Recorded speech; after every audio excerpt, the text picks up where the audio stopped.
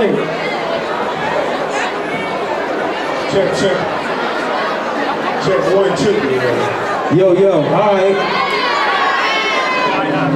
Hey, yo, Jeff and Kenny, y'all ready to turn this shit out? Yeah, they gotta do this right, though. All right, I'm fixing the music gonna have to be loud. Yo, Amsterdam, we apologize for that, but we gonna have some fun anyway. How y'all feeling? Y'all ready for intro tonight? Put the music up. Y'all ready for our old boys after 7 tonight? Come on, Jeff. Yeah, so we're gonna have fun, all right? Let's do this Forget all of that.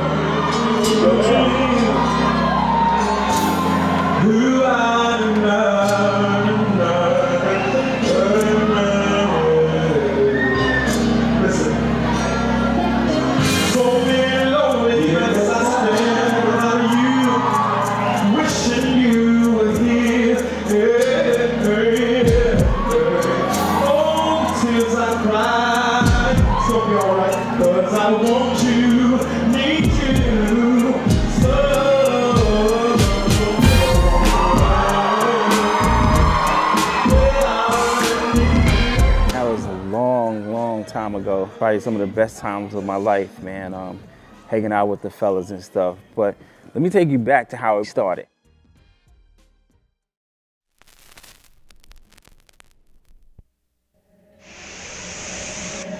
Let me be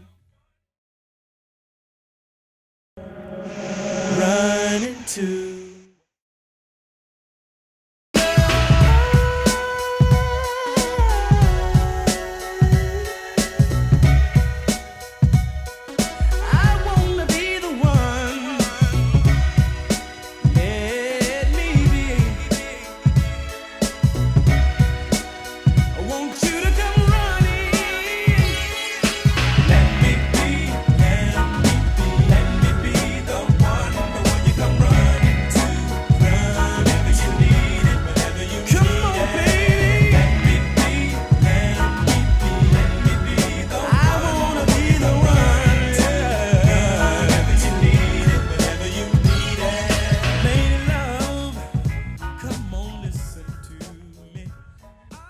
Intro they was such an amazing group. They were underrated. They didn't get the props that they should have gotten to me. That first album was amazing. I mean, track after track after track, you could just listen to it. I still listen to it to this day. Then they did Let Me Be. Then they did Come Inside. Then they did Ribbon in the Sky. I mean, they had some joints, man. And that boy Kenny Greene, man, was probably one of the best writers ever. They came out. And I said, okay. They did what they were supposed to do, clearly. And, you know, I was a fan ever since because everything they did correctly. So I call it the Black Renaissance in hip hop. And then we, you know, the New Jack Swing era. And then we came to this era, which was largely spearheaded by like Intro and Mary and groups like that. And of actually just looping up records and doing the R&B over it. Like we used to study Intro, like just sit there for days at a time, like when we would come to rehearsal and just study that first album.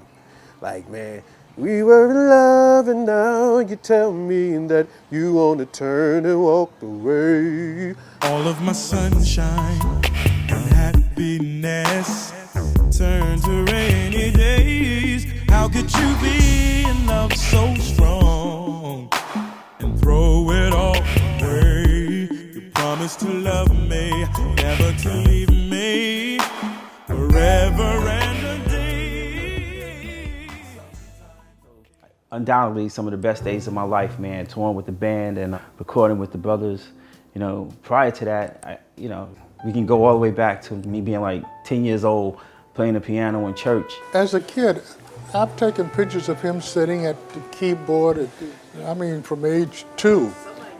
But trying to teach him to play a song, that wasn't working. He would be down there hitting that piano at a very young age. And it surprised me because I didn't know he could play the piano. One Tuesday night, Deacon walked up to me with an envelope in his hand, and it had $20 in it.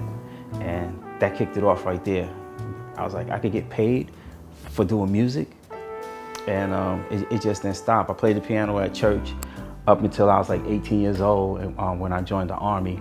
And it was there in the Army that I met Nelson Brown and Kenny Greene. My friend Ken Thomas came up to me one day and he was like, hey man, I know this guy named Kenny that could sing really, really good. He said, I told him that you know how to play piano. I want you guys to meet up. So at this time I was just producing like hip hop beats, and me and Nelson, we had a group called the Bum Rush Posse. So I'm like, dang, I gotta get my R&B up, so what am I gonna do? So I went and I bought the Babyface album. That way I could have some knowledge of R&B music by the time I meet this guy Kenny. So I listened to the Babyface album, and I met Kenny like it was on a Friday evening. And I was like, yo, what's up, man? Nice to meet you. I said, yo, who's the dopest R&B singer right now? And he looked at me and he said, I am. And I was like, wow, what a response. The beginnings of music for Kenny, from what I remember, even being 4 and 5 years old in Detroit, Kenny was a lover of all kinds of music. I mean, anything from like all the gospel albums to like Prince, or even like rock music. Across all genres, he really studied music. We joined Bishop Keith Butler's church in Detroit. That's where I found out that he could sing. One Sunday, he got up to lead a song, and everybody just stood up to cheer and stuff. And I was like, that's my son. I didn't even know he could sing, you know. Kenny was an amazing writer to be so young. He could write about anything, and just, it was just so dope. And his, not even just his writing, his arrangements, his harmonies that he would think of. And sometimes he would just walk around singing, and you would talk to him and he would sing back to you. He had the quickest pen that you could imagine. And I mean, he wouldn't even give me the opportunity to finish creating the music to the song before he would have the song written. Well, I'm talking about a phenomenal writer, man. His talent was like ridiculous. I remember watching him write a song, man. He'd go in the bathroom and he come out, man, with a smash. You know what I'm saying? He'd be in there for about maybe like 10 minutes, come out with the hook, everything. Writing is a gift. Everyone, you know, if you write, everyone has a certain level as far as the talent.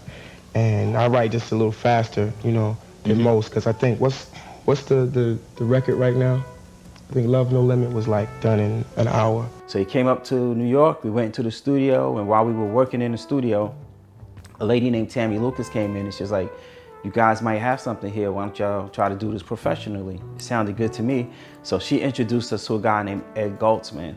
And Ed Goldsman had a record label called Classified Record, and we started working in the studio with him. The only issue with that was he was a house music producer, and the music that we did, he released it in another country. He released it in Russia. He was a Russian guy. He released it in Russia. I heard it like 1 or 2 times in New York, and they started playing it in North Carolina because that's where we were stationed. And then we finally convinced Ed to let us do R&B music. So I ended up producing 2 R&B songs. One was called Good Love, and the other one was a song called Love Is Here. I found no other love that could chase away my fears.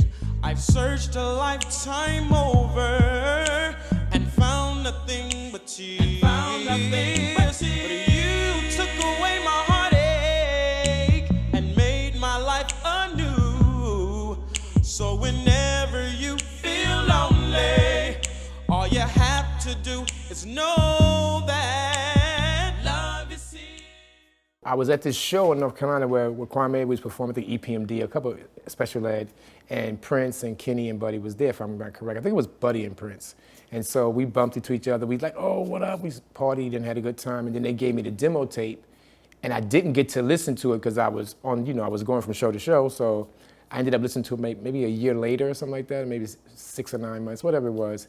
And when I listened to it, I was shocked at the sound that the demo had, because at the time it was relevant of what was going on now, but it kind of had that Bell Biv DeVoe kind of flow, because Prince rhymed. It was a different thing than what it was. I immediately got in touch with Prince, and he was like, don't worry, we're gonna get back to you, because Buddy was overseas at the time. I got sent to Saudi Arabia and Iraq. I ended up being there for like 7.5 months. Just 2 hours ago, Allied air forces began an attack on military targets in Iraq and Kuwait.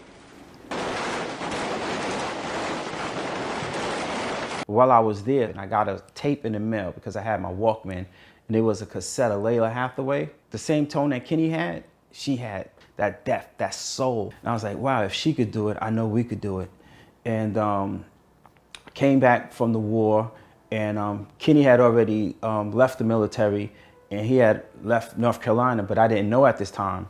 So I just started asking everybody around, "Yo, have you seen Kenny? Have you seen Kenny?" It was like, nah, I haven't seen him in a while. So I'd get off work, I'd hop in my car, and I'd just drive to the subdivisions around the base, and I'd just pull up to random people. "Hey, how you doing? Do you know a guy named Kenny that could sing real good?"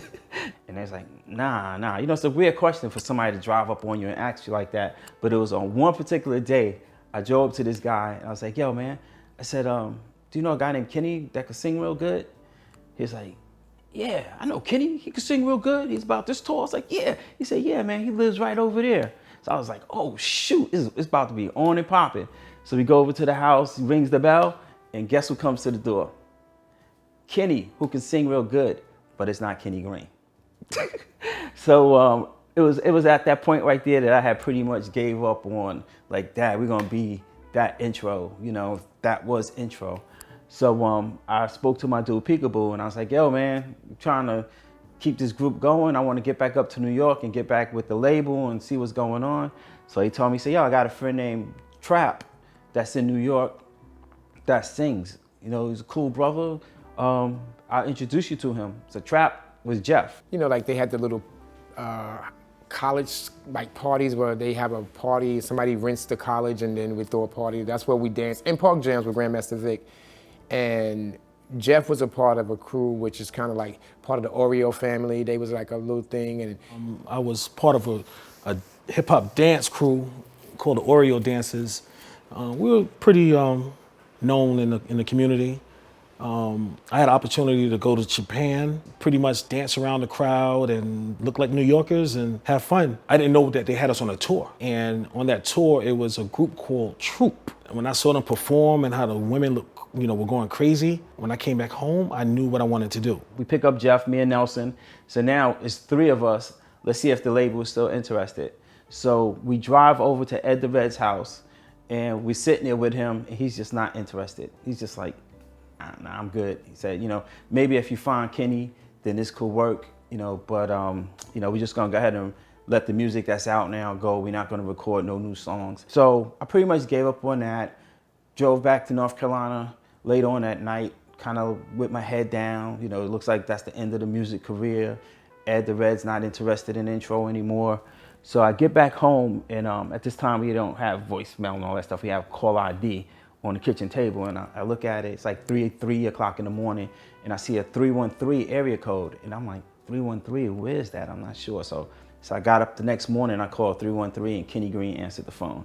I was like, bow. We asked what kind of music he listened to. He asked us what we were into, and lo and behold, we all were interested in Commission. We chose the Commission song, and Kitty started singing, and Buddy and I was harmonizing with it, and it sounded so dope over the phone. Nelson decided to fall back and continue with his career in the military.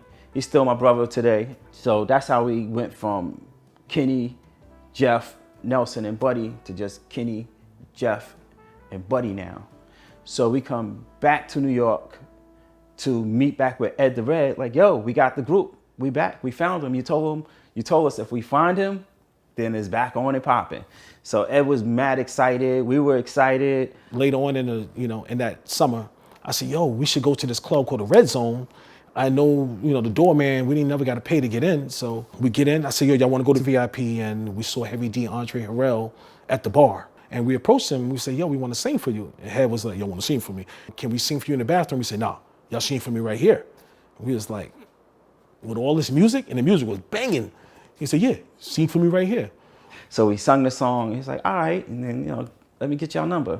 So he took our number and he balled it up in his hand and he shoved it down in his pocket, because I was watching. I wanted to see if he was gonna fold it up and put it in his wallet nice and neat, and see what's the chance of him calling us. He called my mom, and then I think a couple of days later we called my mom back, and I asked, "Did anyone call for me?" She said, "Yeah, some man named Hefty." I said, "Hefty?" She said, "Hefty's B." I said, "Oh, you mean Heavy D?" She said, "That's his name." So we gave him a call, and he was like, "Yo, I need you guys to get back to New York. My dude Eddie F, he got a production company called Untouchables, and he's looking for a male group. I think you guys should meet up with him. So the following day, we drove to New York, straight to Eddie's office, and we met. To me, at that time, he was like the king. He was like the R&B. If you needed a hit record, you went to Untouchables. So at that time in the music industry and just in the 90s period, it was all about the remix. It was all about who got the hottest remix, what producer is, flipping, a song or a hit. And so, but we had those dynamics at Untouchables. We had Kenny, we had Dave Hall, we had Kenny Smooth, we had Neville Hodge, we had DJ Eddie F, we had Darren Whittington. We had a lot of business going throughout the industry. I mean, Untouchables had 13 songs on the charts at one time, the top 10 chart. So, I'm sorry, top 100. And so we were it. If you wanted a hit, you had to have something from Untouchables. We go to Eddie F's office, and the first thing Eddie F did was ask us to help him move furniture around. We was like, this is weird. He was moving into the new office, but we came to sing for him, not help move him, his furniture around. So we was like, fuck it, we're just gonna move the furniture around. And I think it was like 11 o'clock at night by the time we finished. And he said, okay, let me hear what y'all got. We was like, just like that. And we sung some original songs. He started picking up the phone while we were singing, and he was calling people. By the time we finally got a chance to sing, I felt like we had caught his attention. I didn't know what artists were on Untouchables. I had no idea about anything other than the situation that we were already in with Ed the Red, and I didn't want to tell Eddie F that we were already involved in a recording contract because that would have ended the meeting right there. So we had to devise an excellent escape route. I think I said, Kenny, you need to act like a crackhead, act like you're on drugs. I remember picking up some dirt, putting it on his t-shirt, making him look more dirty. And we're gonna tell Ed that we're not working together anymore because Kenny has some issues and we're not getting along and we just not doing this no more. And he was like, oh man, he said, this is a shame because you guys really have something good, but I'm gonna go ahead and let you guys get out of your deal. And he signed the release letter for us to get off of his label. And we walked back to my car, and when we got in that car and drove off, we were like the happiest people in the world because now we didn't have to explain to Untouchables that we were kind of already signed to somebody. Got back to Untouchables, and within, I say, 2 to 3 days, we're getting phone calls. Show up here. We go to Soundtrack Studios. We're in the studio with Jeff Redd, You Called and Told Me remix. My first time in a major recording studio. Next day, we're in the studio with Shinehead. Try My Love.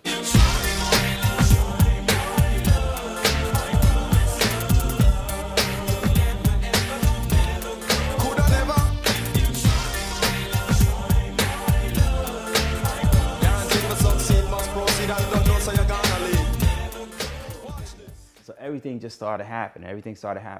We just started pounding out the hits. Love Thing, Let Me Be the One, So Many Reasons. And people would stop by, Puff Daddy would stop by on the daily. Rest in peace, Andre Harrell would stop by on the daily. Heavy D would pop in on us. It was one particular day I walked in and it was a girl sitting on the couch and she was crying. I was like, what's wrong? What's wrong? She's like, niggas ain't shit. Niggas ain't shit. And I was like, you okay? You all right? You all right? So, we finally end up getting a chance to talk and everybody could probably already guess who that was. It was Mary J Blige. She's always been Mary, like that fly, emotional, wear her heart on her sleeves type of person. And I didn't know we were there to start working with her, but that's how it started. Baby, there's no need to tell you. As far as I can clearly recall, my love has been here for you. So you don't have to worry at all. I'll sacrifice my time. I'll make sure you're satisfied. And there's no hard thing to the joy I'll bring. I wanna give you all my love. I remember like the first time I heard Intro, I was really impressed because one of the members, Jeff's sister, she used to dance with me. She told me about, brother doing music and stuff. And when I first heard them, I felt like they had that new sound where, what was popping right there when everybody's singing over hip hop type tracks. But what was interesting was Kenny's voice. You know, he had like a kind of Stevie Wonder type of swag to him. And Kenny was already a writer doing big things. They wrote Reminisce and Love No Limit. It's no surprise they call themselves innovative new talent reaching out. I noticed you write a lot about love and relationships. Is it from personal experiences or? It's what the world needs more of. You know, you need to hear more singers and more groups talking about things that they're familiar with, and not so much trendy, faddish types of music, but the style that goes back to the 60s and 70s, or I call real music. You know, when there was lyrics that meant something in music that stood behind you. That's what we're trying to bring back. I read liner notes, so when I read the liner notes, I was like, Kenny Greene. I was like, I saw that name before. So then I'm a big Mary fan. So for me, I went back and I looked at the songs on her What's the 411 project, and I said, wait a minute, they wrote Reminisce, Love No Limit, You Don't Have to Worry, and My Love. I was like, yo, this is crazy. So at Untouchables, you know, we signed to them as a production deal. And with that, in return, they get us a deal at a major label. So they got us a deal at Atlantic Records. I met the group in, I believe it was 92, so towards the winter, so I guess it was the fall of 92.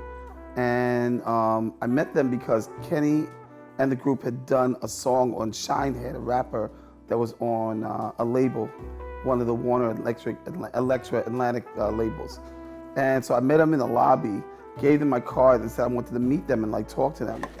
Chilling, man, trying to tell the people where we record our album at. Even though I explained that I'm not gonna give the address away. So that way we don't have everybody and their sister. Right, what up? Oh, they got this kind of mic today. Yeah.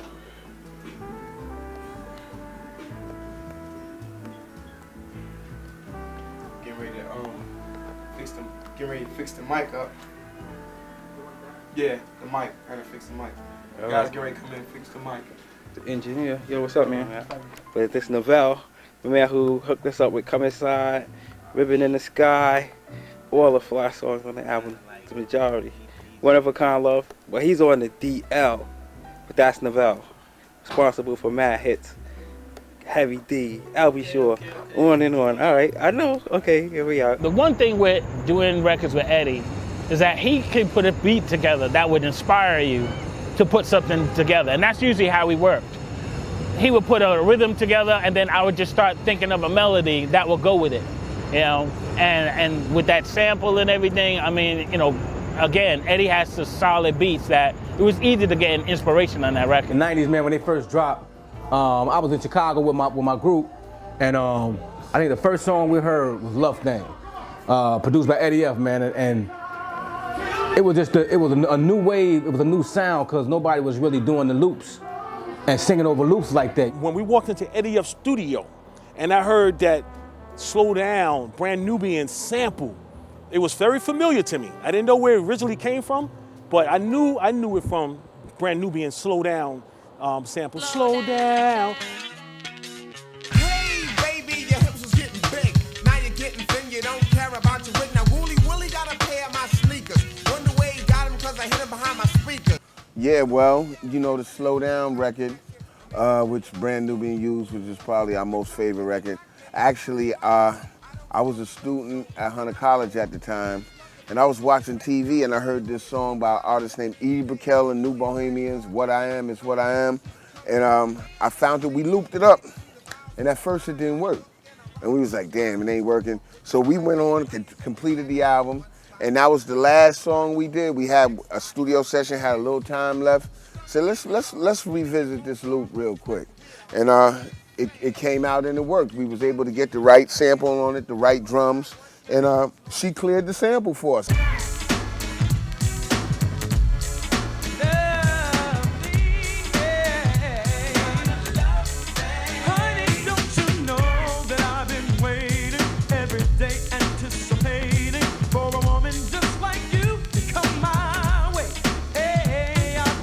So the rise of intro, I think, worked for the most part because the sound was already on the radio airwaves. It was already being played because Kenny had already introduced himself through other artists. So kind of fusing intro right into, the spectrum of R&B was very easy, and it was what we needed. It was our heartbeat, basically. The group was our heartbeat. They compiled all of our personalities and the energy that was happening at that time, from like movie things and things that was moving, to the street, to fashion, to sound. Like, they just was the epitome of what it is. Intro came from New York, so they had that whole New York swag with them that made them who they are, that look, the sound. Intro was just fly. Every time you saw them, they looked like superstars. They were always dressed fly. And we used to be like, dang, we want to look fly like that too. But, they were just always on point as far as their styling is concerned. I remember he had the turntables and, and all of that. He could break dance. He could do all the new dances, all the new fashion styles. What does this say? It's a peso. It says, Say that again? Okay. The dudes, all the hood dudes came up to us like, yo, that's my shit. That's my shit. We was like, yo, man, I think we got something here. The women loved it, the dudes loved it, and that was a plus when you get both sides loving our music. Intro hit like a ton of bricks, man, because like I'm a big Jodeci fan, big Boyz II Men fan, and that was like the whole premise of the group that I was in. Like, we wanted to be like a balance somewhere in the middle of Boyz II Men and Jodeci. And then out of nowhere, we just get hit upside the head with Intro that had a whole nother harmony style, had a whole nother lead singer style, and it was just like fresh and new and dope. Like, who's these guys? They had the songs because they had the machine behind it, which was Kenny. Kenny already having a lot of history with Mary's album, and so bringing all of those dynamics and all of those jewels and all of those, that sound was amazing. Lady love, come on, listen to me. I know you wanna turn away. All that we've been through, I'll never give up loving you. So won't you give me one more chance for romance? I'll show more love than you've ever known. Straighten it out and make love the way it should be. Oh yeah, one thing sure of, the love we have will grow. And if at first you don't succeed, you got to love again. Should we fit in, or should we just be our motherfucking selves? That's what you need. No. I mean, see, we can come in these places now. That's right. But last year, we ain't had no money. That's right. We sitting in the backyard rehearsing. That's right. We couldn't even get a room at the Marriott in New York. That's right. Now, me and Jeff, the G also, we wondering if we should let this go to our heads and be like, wow, or should we just stay down to earth and deal with what's really real? Everybody's talking about Intro. I'm wondering, like, how do we handle this? Everything was moving so fast. The women were coming at us. Yo, these are the flyest girls here. Yes, give it to me. Yo, buddy, get it on tape, yo. What's up? More friends want to be friends. We had more people that want to be friends with us, want to hang around us more. And I just started looking around like, okay, something's up here. This is moving a little fast. SWV came out a little bit earlier than Intro, but they used to vibe together. In fact, they used to go over to Jeff Sanders' house and perform outside and hang out together, and amongst a lot of other things. So I was dating Coco from SWV at the time. I think I met Buddy first. He came over there and they were talking about this group, Intro, and then eventually I would go on to meet Jeff and Kenny. So I was kind of seeing what happens when your single comes out and how they put you on promotional tour and stuff like that. What I did understand was a lot of times I would be like, oh, why you gotta go to the after party? Why you gotta go to this and go to that? Because I didn't really know the music business or anything. We dated, but I was like, I'm gonna have to break up with you when I go #1. And she's like, yo, if my record go #1, I'm leaving you, right? And I'm like, that's funny as hell. And then Wike came out, and shit with #1. We broke up. But you know, we're still friends. You know, to this day, we are still friends. He can call me anytime. I can call him anytime. And when you hear SWV's "I'm So Into You," that song is about Buddy. So if you pay attention, in the video, I'm wearing a hat to the back, and it says Bud in rhinestone. I think it's rhinestone, but that's Buddy. That song was about Buddy. I never knew that. I just found out today. Where's Jeff at? Jeff is right there. Yo, Jeff. I love Jeff. Watch this. Me and Lily used to do that. We used to? We hung out in Jeff's basement a lot. There were some things that went down in Jeff's basement. I'll just leave it at that. No comment. I remember seeing Kenny on TV. I was so excited. He was on New York Undercover, Soul Train, Donnie Simpson, The Apollo, and he started sending me his videos, copies of his videos, and I was just so excited about it. Watching BET and all of those, at MTV and all of those avenues. So to see your brother in, you know, on those actual shows was just, it was amazing. It was amazing. Seeing that video with Stevie Wonder in it and seeing how he accepted a ribbon in the sky, I mean, at that point I just knew that Intro had reached the top of the world. We released Love Thing as a single, then Let Me Be the One as a single. In order to get Ribbon in the Sky, you had to purchase the album. And I remember waking up one morning in Washington, D.C. to Donnie Simpson, phone call from Donnie Simpson, like, hey guy, what's up? I'm playing you guys' record on the radio right now in Washington, D.C. I'm just gonna talk a little bit with the people. I was like, oh snap. So I wake up and yeah, I'm turning on the radio. Even after we got off the phone with him, he just kept looping the record and looping the record. So Ribbon in the Sky ended up taking Intro like where we didn't know. We thought it was just gonna be this cool hip hop R&B group with just the hip hop bangers and stuff. But Ribbon took us in a whole nother direction, a whole nother fan base. Led to us ultimately meeting Stevie Wonder himself. The label was feeding us mad bull about trying to get in touch with Stevie though. Oh really? And we want to thank G for hooking it up. I went to hell, through hell, trying to get in touch with Stevie. Andre knew him, and he introduced me to him on the phone, but he wouldn't speak in my behalf. Andre made me do all the talking. He said, man, if you want to meet Stevie, you're going to have to talk to him yourself. I said, who is this guy doing my song? The first time I heard it, I said, Then I said, I said, yeah. And then I hear he's from Detroit, right? Yeah. I say, well, Intro, Detroit, West Side. West Side. Aight. You know where I live. That's right. Green Lawn. Me and Buddy's from Queens and Brooklyn. Right. West Side. I really feel, Stevie, that this is an honor because you have so much love inside of you, and we have the same love, and we feel that we want to share that with the world, and it was because of you that we're able to do this. So we'd like to thank you for this opportunity. What is a greater expression of love than to have someone do something you created? Very rarely you hear an artist do a song that's one of your favorites and hear them get it remade, and you love the remake just as much as you love the original. Almost like you don't compare it. It's almost like a new song. The one on the album, okay, great remake, but then the one that was the remix, that's a whole nother song. That's a whole nother animal right there, man.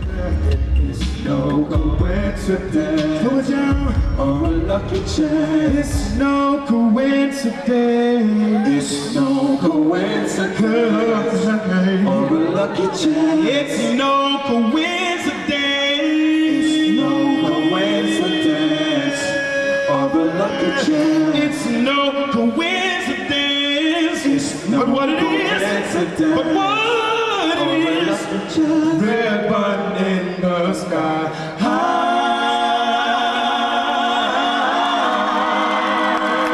Intro brought that soul. Intro brought that R&B, we in love, you know, and then we gonna party together, and then we gonna get drunk together, and then we gonna sleep together, which brings me to the Come Inside story.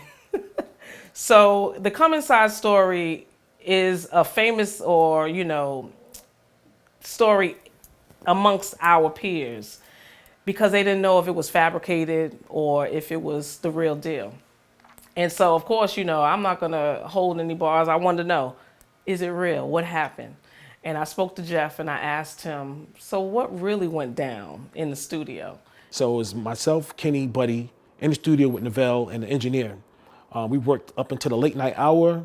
The record, everything was pretty much almost done, but Novell said something else was missing from the record.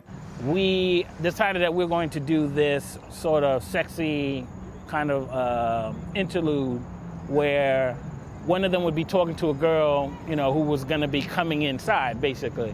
And we wanted it to be realistic, and we couldn't write anything because it was gonna sound terrible. So he said, yo, Jeff, can you call a girl over? I was like, yeah, I could call a girl over.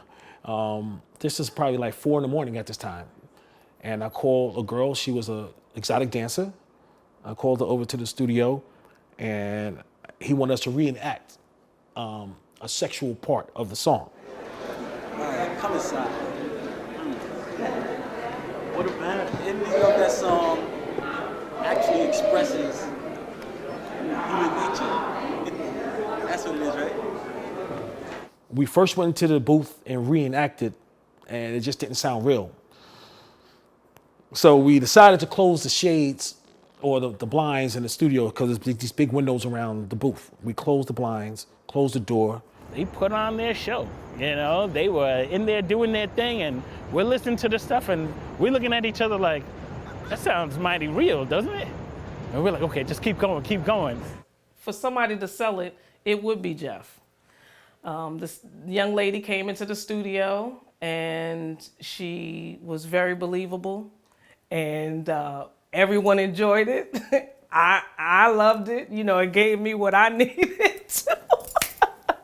And that's what you hear on the end of Come Inside on that record. I'm thinking about you, the last time we made love, and I fantasize so many things that I dream of. I wanna do with you, baby. Say agree with all the things that are being done with sex in mind, you know, as far as performance. I don't think, you know, some of the things are to the limit, but everything is exaggerated. But everything is each person's expression, how they feel about something. So whatever this person decides to do, that's their show. The intro, what we do is intro show. When we did Come Inside, we were still putting the track together with the writing and things that were going on with the session. At the time, I was always running into Kenny, but I wasn't seeing the rest of the guys a lot of times. So I would call them and find out, you know, if they were coming, you know, what was going on or whatever. You know, so when we were doing Come Inside, I called Buddy and I was like, yo, you know there's a session, right? You coming? And he was like, he didn't know. It was unfortunate that I started noticing that people were trying to like separate the group for their own selfish reasons. Like they would start scheduling studio time, and I'd hear about it like while a session is going on, or I hear, oh yeah, I was in the studio yesterday, I had a studio session yesterday, why you didn't come? I believe Kenny had the track first, and he started writing to the track, and we found out that, you know, the recording process had started before me and Buddy got there.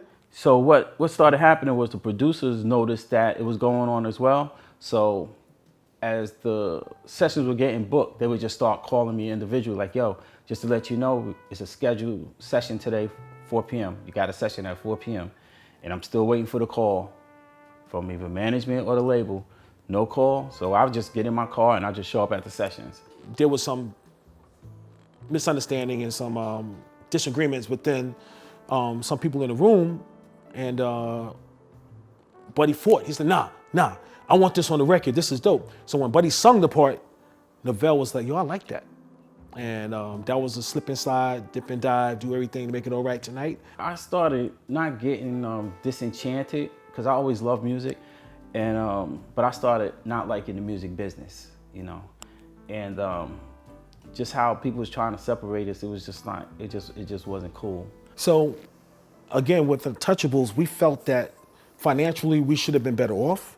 We had a great album, everything was great. We knew that Atlantic Records gave him an asshole full of money for the project, and we felt that the money they spent on the project based on the budget that was given, we definitely should have had a bigger advance, and we didn't get that.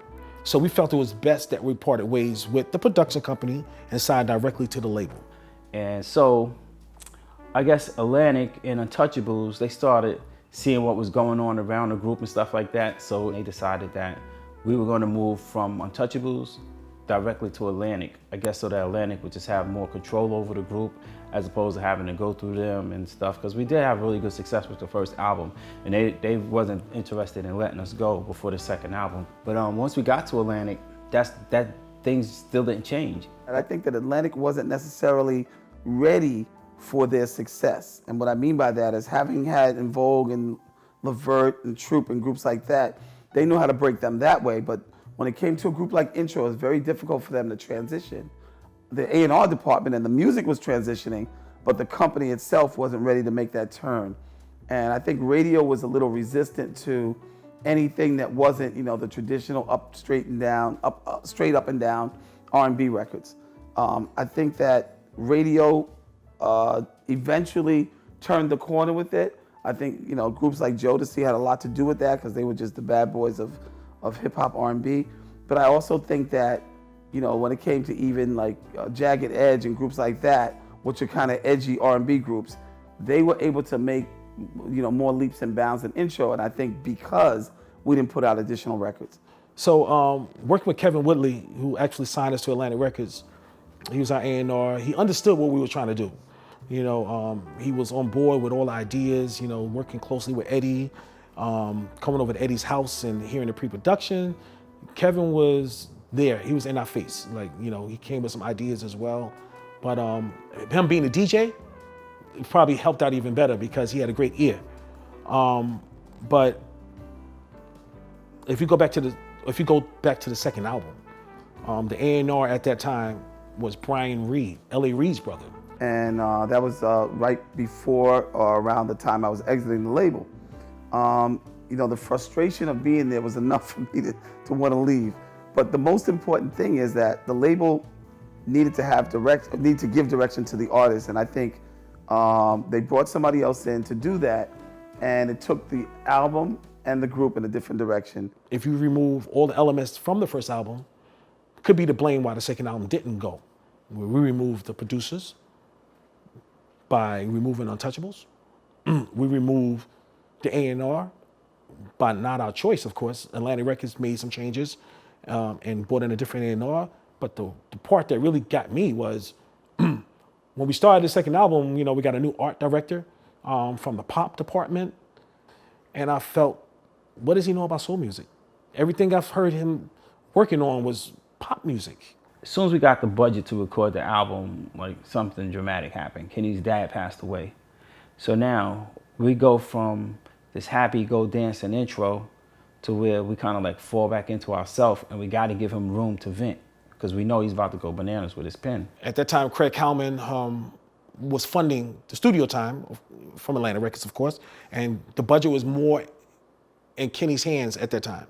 So I go up to Atlantic, into the second album, the New Life album, and I had never produced a record. Even though I produced a demo for Intro to get the deal, I had never actually produced a record for Intro. So I felt second album, one more song left on the album, I want to produce it. So I'm sitting in the meeting with the A&R. This dude gonna pull out a freaking baseball bat and start smacking it in his hand while he's talking to me, asking me, oh, you think you as talented as Kenny and all this other stuff. So I was like, you know what, just forget it. I felt that the way things went down, it could have been done better. I think the intro everything worked perfect when we all worked together. Everything worked for the good when we all worked together. But when things started to happen, when people started coming in our circle and started getting in Kenny's ear, that's when things started to get funny. There's a few up-tempos on there, like Funny How Time Flies. And then we did our Feels Like the First Time ballad, to remind you of what we could do. But it was pretty much nothing like the first album. Funny how time flies when you're making love. Making love. It goes on and on and on. We just can't go wrong. Funny how time flies when you're making love. It goes on and on and on. We just can't go wrong. Everything wasn't what we thought. That they had been working on the album. At least Kenny had been working on the album, but we just didn't know anything about it. And, you know, I mean, that was a bit of a shock because at the end of the day, if you have a team that works well, you know, and if you get records that are successful for you, why throw out, you know, the things that worked for you? You know, so we assumed that we would have started this on a better tempo. But by the time I heard about it, there was maybe one more song left.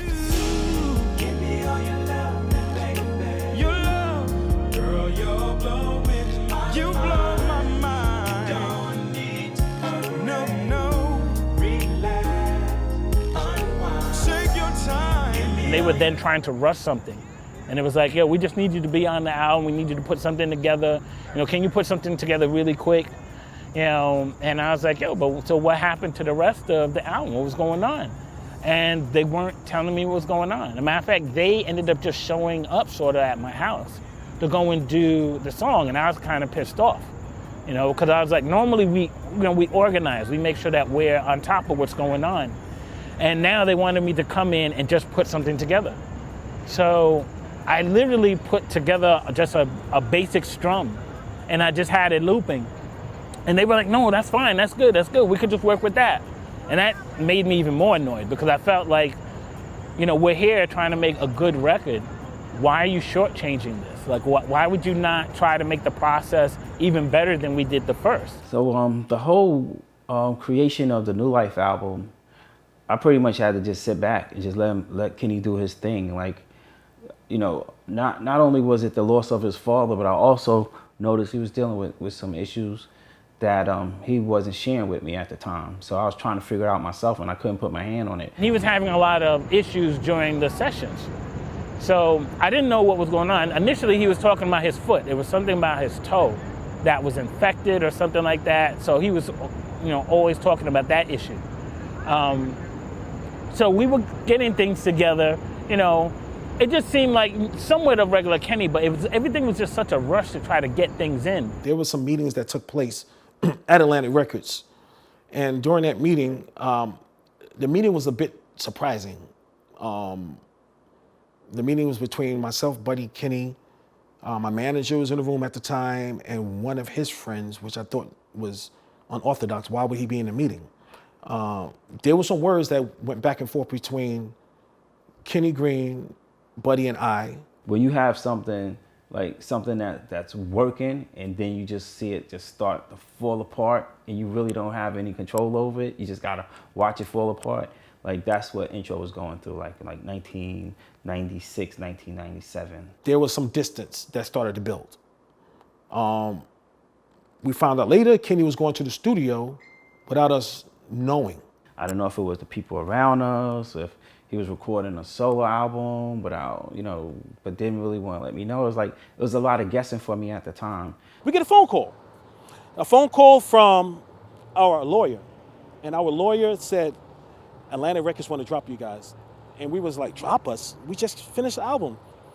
Something happened in between that we weren't sure what happened. We found out later, of course, but we refused to sign the paperwork.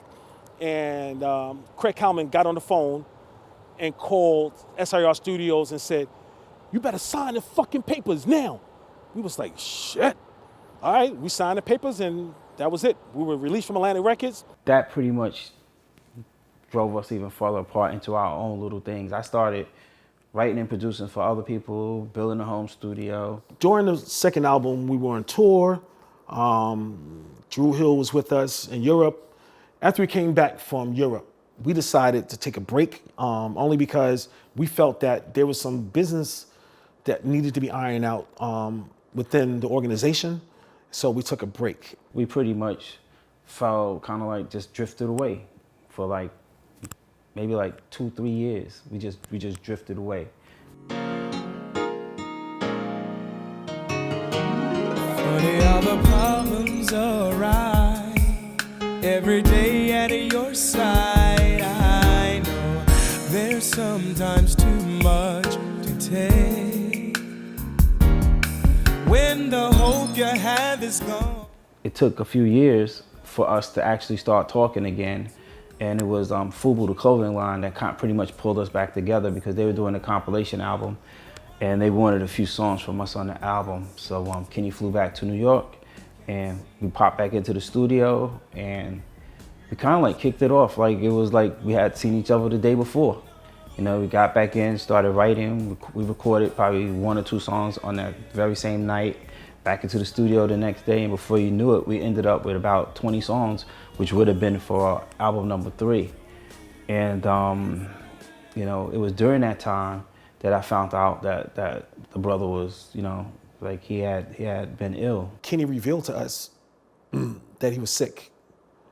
And he also was honest about his sexuality and told us that as well. He said that like people were sort of, maybe there were some industry people who were threatening to out him, like make him come out of the closet. So he said he just, sat me down at the kitchen table, at my mom's kitchen table, and told me that he was gay.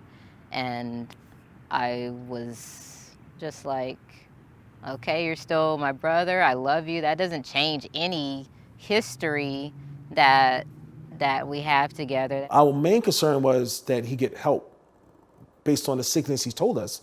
And he revealed that he was HIV positive and he may have, AIDS. I think I remember my mom saying that she really thought, that Kenny was really sick. I think he had pneumonia, and I think at that point my mom probably knew, and maybe just didn't want to tell me exactly what was going on, but the disease was starting to affect Kenny's mind at that point. Kenny told me to take him to the health clinic, and so I did. I didn't know what we were there for until we got home. And that's when I read the pamphlets about living with someone with HIV. And that's when I knew. I felt like he had been giving me clues that he was sick for some reason, but I didn't know what. But I realized that's what it was. Of course, he was all jolly and friendly with everybody at the clinic, but when we got home and I picked up his medicine and realized how complicated the medication was, and then the HIV was attacking his mind. There's a term for it. I don't know what it is, but it makes you think the opposite. If you say go east, you go west. If it's cold outside, you're wearing summer clothes. He went to the mailbox in the summertime with a coat on. We could be having fun, and then out of the blue, he would start an argument with me, which was not characteristic of Kenny at all. Him and I hadn't had a single argument. He was like, he was like my hero. He was kind of like, a father figure to me, all of that. We've never had any bad blood, so it really seemed like something was wrong. I had to quit my job because I knew I had to take care of him like a baby. I couldn't let him walk out of the house by himself. I had to watch him. She was trying to get the best care that she could here in Alabama, and she started to talk to some of the people who were closer to Kenny up north. I know she talked to Buddy, she talked to Jeff Christie. Jeff knew an AIDS activist named Maria Davis. He called me and he said, Maria, I have something important to tell you. I hope you can help me, but Kenny Greene needs help. Kenny was diagnosed with AIDS. And so he said, this hospital that we're in Queens, they're telling me the best thing we can do for Kenny right now is to call in a priest and pray for him. I was like, what? Calling a priest? Nah, I'm living, so I don't even know why they're telling you that. Have they given you a medication option? And he was like, no, they were saying that, he's too far gone and that it was nothing they can do for him. So I said, I had a doctor's appointment that day. I was at St. Luke's Roosevelt Hospital, and I said, well, bring Kenny over here. We'll get him in the emergency room, and I'll try to get him with my doctor, and let's see what can happen. So he brought him over to the emergency room. Kenny was very scared. He was did not know what was going on, and they wind up admitting him in the emergency room. But I remember the doctor that was taking care of him at the time called me in the room to show me that he had all of these opportunistic infections going on. 2 or 3 times a week, my wife and I went there and spent time with him, talking to him. He wrote songs. I would come in and he'd say, listen to this song I wrote, and it was incredible. I think Ashanti ended up with a bunch of those songs, but I don't know for sure. But my first visit was with my mom. Kenny lived with us during the first 1.5 years, 2 years prior to his signing. So he lived in my parents' house. So my mother wanted to come visit him. And I'm glad she did, because I was afraid to go. You know, he just didn't look like himself. And the second visit, it took me a while, maybe a month later. He was sedated. I sat in the corner and I just stared at him. And he could barely talk. He was whispering. And then eventually I left. And from there, I couldn't get myself to go back and visit him. I was just afraid. I was in shock. Almost like I needed therapy. Like, what the hell just happened? Yeah, I was in the hospital, if not every day, at least 2-3 times a week, and speaking with the staff and everything, you know, because he was in New York. He became very, very ill. They took him into the emergency room. They tried to work on him. I called a couple of my friends. We were praying over him. I was in shock, but it didn't fully hit me right then. So we stayed a couple of days, but then we went back home to Florida. And then not long after that, Maria Davis called me and said that she didn't think he had very long. I was gonna leave and something told me, don't leave, don't leave. I was gonna go all the way home and something said, don't go home. But before I left, Kenny was kind of awake, but not awake.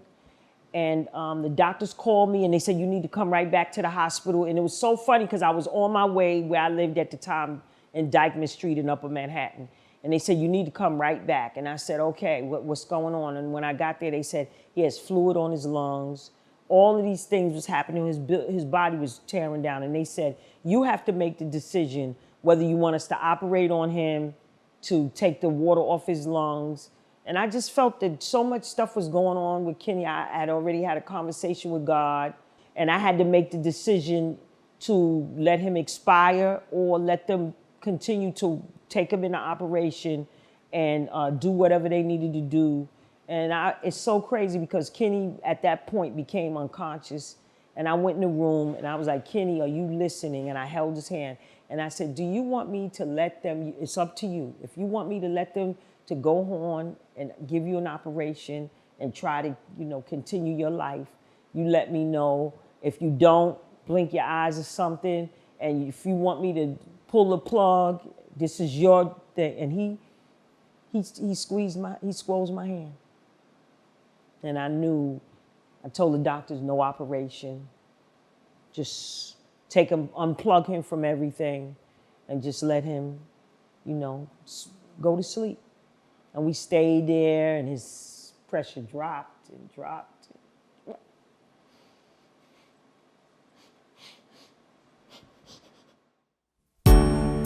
I'm tired of listening for the sound of the telephone ringing. Started believing that you're not coming. I wanna fly away. Come, God's children, let's make a way to Jordan. You write a lot about love and relationships. Is it from personal experiences or? It's what the world needs more of. We need to hear more singers and more groups talking about things that they're familiar with, and not so much trendy, faddish types of music. You won't be living here too long. Moving on to a new life for the living. Everybody's got a new song. Now I'm missing everybody.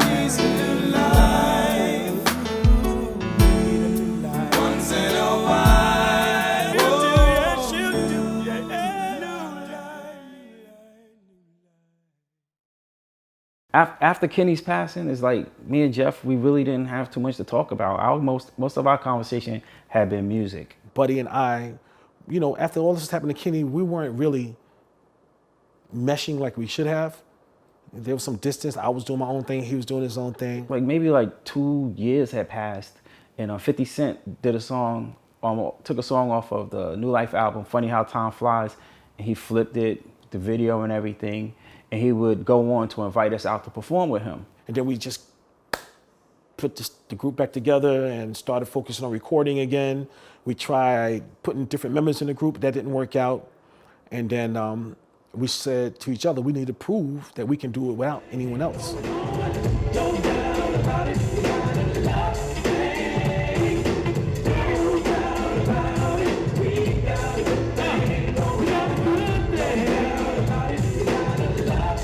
Intro, man, you already, man. It's one of the most underrated R&B groups ever, you know what I'm saying?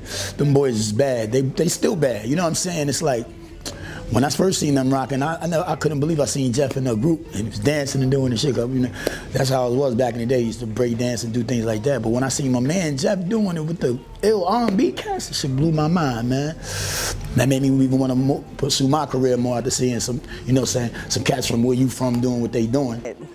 They are classic to this day. Like I said, I listen to them today over and over. And if you listen to it, if you haven't heard it before and you listen to it now, you'll still be like, wow, they are dope. So I had a lot of respect for them. I learned a lot from them.